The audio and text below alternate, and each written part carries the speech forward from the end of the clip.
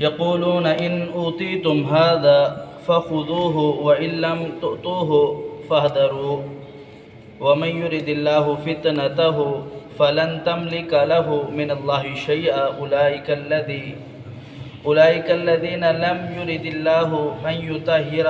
قلوبهم لهم في الدنيا خزي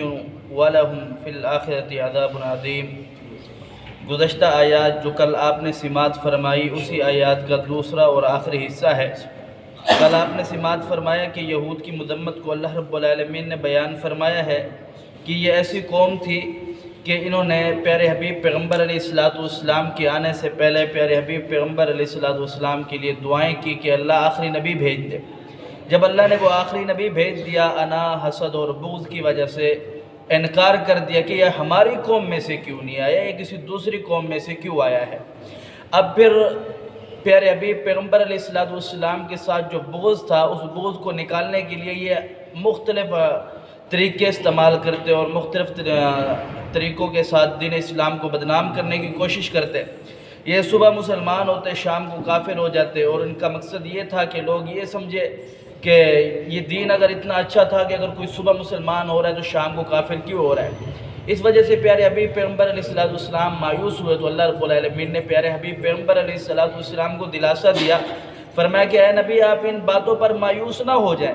کیونکہ آپ کا کام یہ ہے کہ آپ کو دین جو دیا گیا ہے آپ اس دین کو آگے پہنچا دیں، آپ کا کام پورا ہو گیا۔ اب ان سے اللہ رب العالمین خوب نمٹنے والا ہے، اور خوب اللہ رب العالمین ان سے نمٹنا جانتا ہے یہ جو کر رہے ہیں،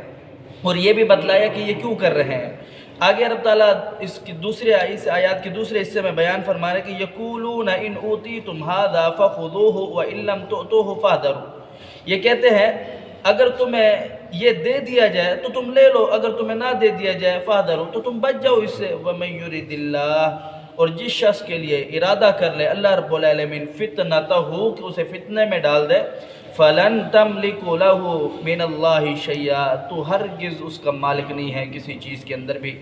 یہ پیچھے آپ نے سنا کہ اللہ رب پیارے حبیب پیغمبر علیہ السلام مایوس ہو گئے، صبح مسلمان شام کو کافر،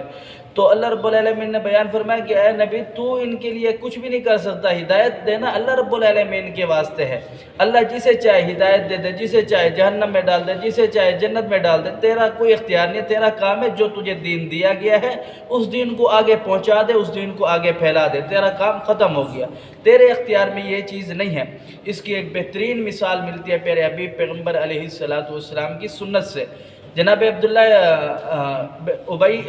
ابن ابی صحابی ہیں، عبداللہ ان کے باپ ہے ابی،